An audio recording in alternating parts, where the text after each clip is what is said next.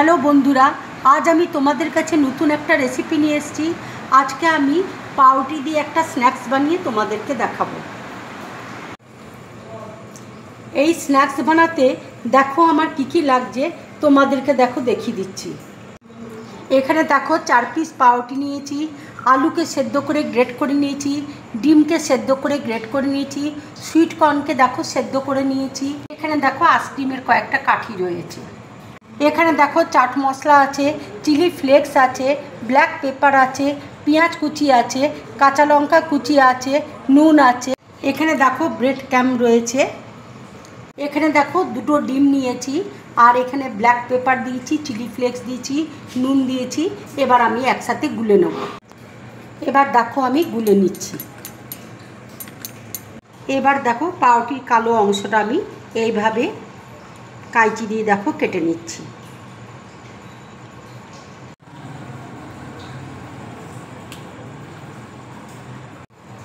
ঠিক দেখো আমি এইভাবে দেখো কেটে নিয়েছি।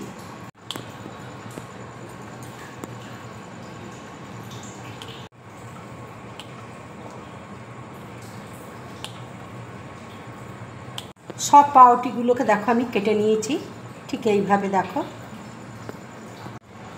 এবার দেখো আলু, ডিম সেদ্ধ, সুইট কর্ন আমি সব একসাথে মাখিয়ে নেব। এবার দেখো পেঁয়াজ কুচি দেবো, কাঁচা লঙ্কা কুচি দেবো, আন্দাজ মতো নুন দেবো, চাট মশলা দেখো দেবো, চিলি ফ্লেক্স দেখো দেবো, ব্ল্যাক পেপার দেখো দেবো। এবার দেখো আমি সব একসাথে মাখিয়ে নিচ্ছি। মাখা দেখো হয়ে গেছে, এবার আমি রেখে দিচ্ছি। এবার দেখো পাউরুটি আমি বেলে নিচ্ছি। আমি ঠিক এইভাবে দেখো বেলে নিয়েছি। আর একটা দেখো বেলে তোমাদেরকে দেখাচ্ছি। সব পাউরুটিগুলো দেখো আমার বেলা হয়ে গেছে। এবার দেখো পাউরুটির মধ্যে আমি স্টাফিংটা দেখো দিয়ে দিচ্ছি। ঠিক এইভাবে দেখো।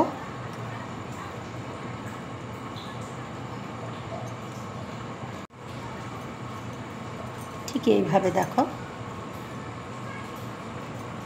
এবার দেখো কাঠিটা ঠিক এইভাবে দেখো দিয়ে দিচ্ছি।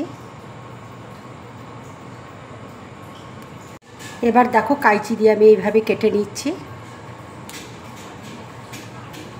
একটু দেখো জল দিয়ে এইভাবে ইয়ে করে দিচ্ছি।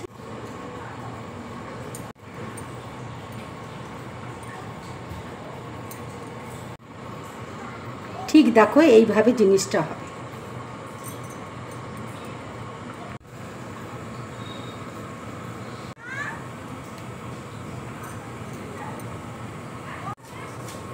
এবার দেখো আইসক্রিমের কাঠিটা এইভাবে দিয়ে দিচ্ছি।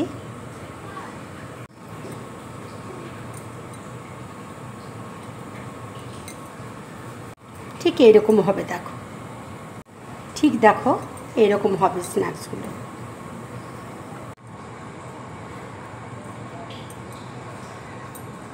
ঠিক দেখো এরকম ধরনের হবে, ঠিক আইসক্রিমের মতন লাগবে দেখতে।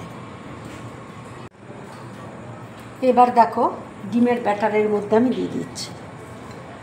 এবার আমি ব্রেড ক্যামের মধ্যে দেখো দিয়ে দিচ্ছি।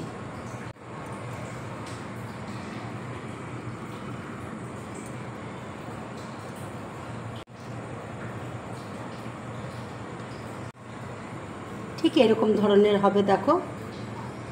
এবার দেখো ডিমের ব্যাটারে দিয়ে দিচ্ছি।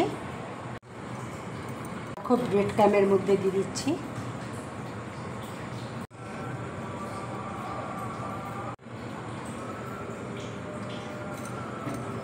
সবগুলো দেখো হয়ে গেছে। আমি দেখো ফ্রাই প্যানে তেল বসিয়েছি, তেল দেখো গরম হয়ে গেছে। এবার আমি এক এক করে স্ন্যাক্সগুলো তেলের মধ্যে দিয়ে দেবো।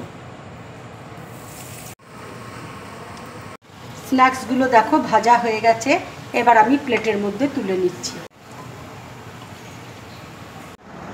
বন্ধুরা, তোমরা এইভাবে স্ন্যাক্স বানিয়ে সকালে জলখাবারে খেতে পারো, কিংবা বিকেলে চায়ের সাথে খাবে, খুব ভালো লাগবে খেতে। বা বাড়িতে কোনো রিলেটিভ এলে এইভাবে তোমরা স্ন্যাক্স বানিয়ে দেবে, তাদেরও খুব ভালো লাগবে খেতে।